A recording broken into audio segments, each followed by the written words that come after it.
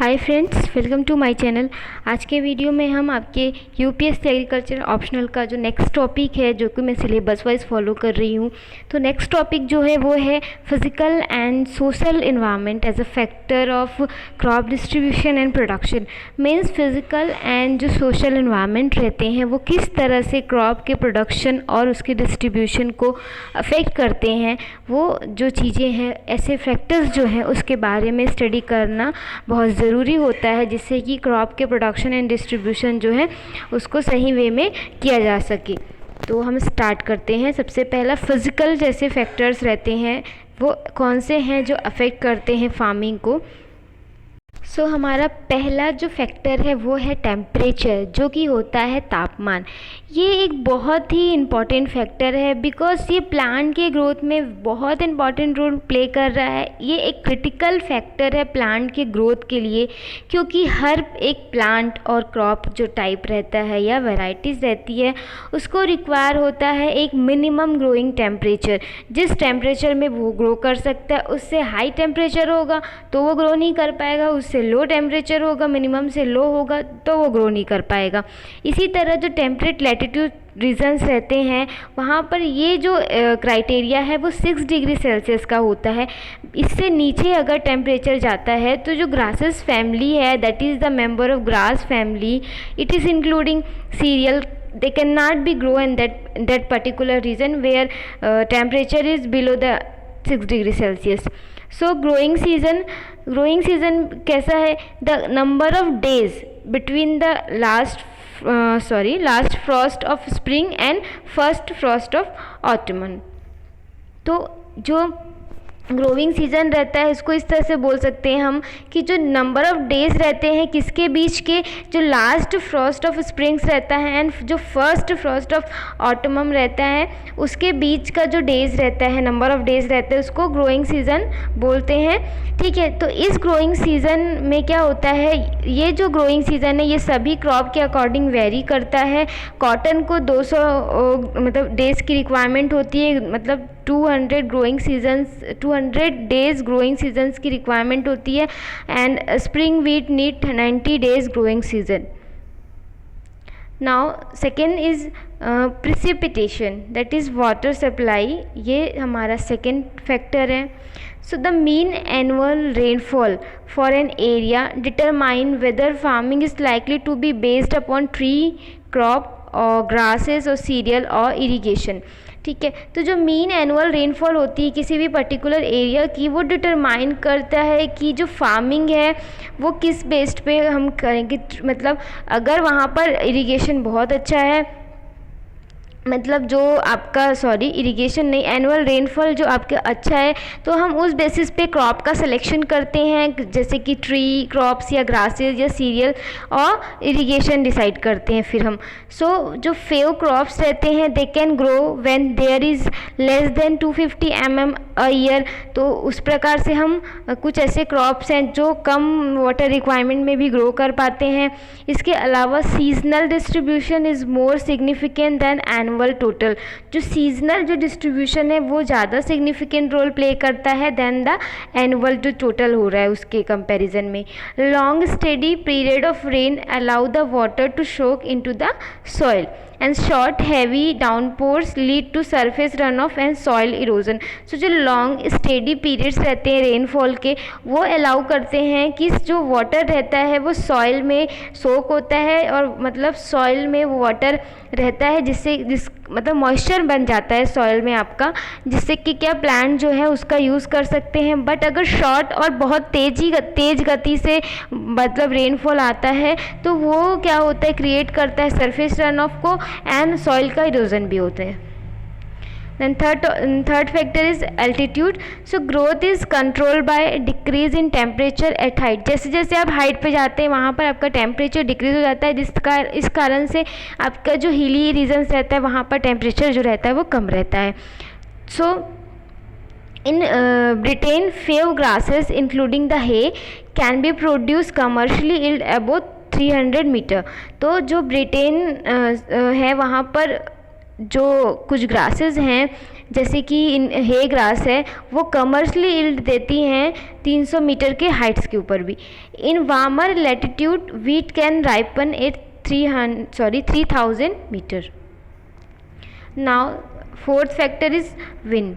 सो जो विंड है that increase evapotranspiration rate. जो हवा है वो आपका जो एवोपोर ट्रांसपिरेशन रेट है उसको इंक्रीज करती है, and this allow the soil to dry out and to become vulnerable to erosion. और इसके कारण क्या होता है, जब हवा जो एवोपोर ट्रांसपिरेशन को अलाउ कर देती है तो जो सॉइल की सरफेस रहती है वो सूखने लगती है, उसमें से वाटर का एवोपोरेशन स्टार्ट हो जाता है, जिस कारण ये सॉइल जो रहती है वो इरोजन को क्रिएट करती है और इरोजन के लिए रेडी रहती है। Some winds are beneficial to agriculture, that is जो कि एग्जाम्पल है आपका चिनूक। तो चिनूक एक तरह का आपका विंड है जो कि बेनिफिशियल होता है एग्रीकल्चर के लिए, but most of the wind जो रहते हैं वो एवोपोर ट्रांसपिरेशन। और जब ये इसके अलावा जो स्नो होता है वो जब मेल्ट होता है तो वो जो ग्रोइंग सीज़न रहता है उसको लंबा करता है। नाउ हम देखते हैं कुछ सोशो कल्चरल फैक्टर है जो अफेक्ट करते हैं फार्मिंग को। वो कौन से फैक्टर्स हैं? सबसे पहला है आपका लैंड टेन्योर। सो सबसे पहली चीज़, ये फॉर्म या लैंड है या जो फॉर्म है वो किसका है, who owns the land. Farmer में भी ओनर और ऑक्यूपायर्स, इसके अलावा टेनेंट्स, लैंडलेस, लेबर और state employ on the land which they farm. इसके अलावा कैश टेंडेंसी एंड इसके अलावा share cropping, inheritance law and farm size. Economic factor that affecting the farming. सबसे पहला इकोनॉमिक फैक्टर है transport. Type of transport available, मतलब वहाँ पर ट्रेन है कि नहीं, या मतलब जो आपका रेलवेज़ के अलावा जो अदर ट्रांसपोर्ट के सुविधाएं हैं वो अवेलेबल है कि नहीं। इसके अलावा कितना टाइम टेकन ले हो रहा है, and the cost of moving raw materials for the perishable commodities जैसा कि मिल्क है, वेजिटेबल्स हैं। An efficient transport network is very necessary because ये जो रहते हैं पेरिसेबल रहते हैं। For the bulky goods like potatoes, transport cost must be lower for output to be profitable. Item should be grown as a close to market as possible, because तो उससे जल्दी आप ट्रांसपोर्ट कर पाएंगे। देन मार्केट्स एक factor है आपका। Role of the market is closely linked with the transport, okay, because market demand depend on the size and इसके अलावा influence of the market population. तो मार्केट डिमांड डिपेंड करता है कि मार्केट की पॉपुलेशन के इन्फ्लुएंस पे एंड साइज पे। It is also depend on the religious and cultural जो भी बिलीफ्स हैं उसके ऊपर भी। Next is technology. Technology is an also important factor because technological developments such as a new strain of seeds, crossbreeding of animals, improved machineries and जो भी irrigations के improved जो methods हैं, they may extend the areas of optimal conditions and the limits to production, जैसे कि green revolution। इसके अलावा lack of capital में mean that countries are unable to take advantages of this development. अगर पैसे नहीं रहेंगे तो हम इस जो टेक्नोलॉजी के एडवांटेजेस से वंचित रह जाएंगे। नेक्स्ट फैक्टर है governments. In centrally plan government, it is the state not the individual that make the farming decision. So जो भी EU quotas हैं and subsidies can affect the crop choice। तो आपके जो भी quotas हैं एंड जो सब्सिडीज़ हैं वो अफेक्ट करती है कि आप कौन सा क्रॉप जो है वो उसका चॉइस करेंगे। तो ये जो है ये गवर्नमेंट जो है वो भी बहुत बड़ा फैक्टर है यहाँ पे। To what extent do you agree with the assertion that economic factor are more important than the physical factor in food production? ये आपके लिए क्वेश्चन है, आप इसका आंसर ढूंढिए। सो जैसा कि मैंने आपको एक क्वेश्चन बताया जिसका आंसर आप लोग मुझे बताएंगे। तो अब हम जो और देख लेते हैं कि जो कुछ इन्वायरमेंटल फैक्टर्स हैं वो कौन कौन से हैं। सो इसके अलावा जो मैंने बताया उसको हम थोड़ा डिटेल्स में देखते हैं। इन्वायरमेंट फैक्टर्स में ये इंक्लूड होते हैं क्लाइमेटिक और एबोव द ग्राउंड फैक्टर, जैसे कि सॉइल फैक्टर्स हैं, ये हैं एबायोटिक फैक्टर आपके। इसके अलावा पेस्ट एंड जो बेनिफिशियल ऑर्गेनिज्म है ये भी एक इन्वायरमेंटल फैक्टर है जो कि हम बायोटिक में डिवाइड करते हैं। तो यहाँ पे दो तरह के फैक्टर हैं आपके क्लाइमेटिक के, एक abiotic and second is biotic. Biotic is include आपके जो pest and beneficial organism and abiotic include above the ground factor like soil factor. And then abiotic factor को हम देखते हैं सबसे पहला क्लाइमेट। क्लाइमेट होता क्या है? क्लाइमेट जो है this is the seasonal pattern of a particular place. ये एक सीजनल पैटर्न है पर्टिकुलर प्लेस का, occurring from year two year. ठीक है, हर साल आता है और एक सीजनल पैटर्न होता है हर पर्टिकुलर एरिया का। A composite of day to day weather condition described in both average and variability. So weather क्या है यहाँ पर? A momentary state of the atmosphere brought about by the combination of the elements, example temperature, pressure, moisture, content air movements and radiation etcetera. तो जब ये सारी चीज़ों का एक मोमेंटरी स्टेट होता है, जो भी एटमॉस्फेरिक जो चीज़ें हैं, एलिमेंट्स हैं, जैसे कि टेम्परेचर है, प्रेशर है, मॉइस्चर है, मॉइस्चर कंटेन है, एयर मूवमेंट्स है, रेडिएशन है, तो ये जो इंक्लूडेड फॉर्म में वो डिसाइड करती हैं वेदर को। Then day to day changes of the state और condition of the atmosphere. Now macro and micro climate. Macro climate क्या होता है? The climatic environment 1 metre above the plant canopy. जो प्लांट कैनोपी रहती है उसके 1 मीटर ऊपर का जो भी क्लाइमेट है वो मैक्रो क्लाइमेट है।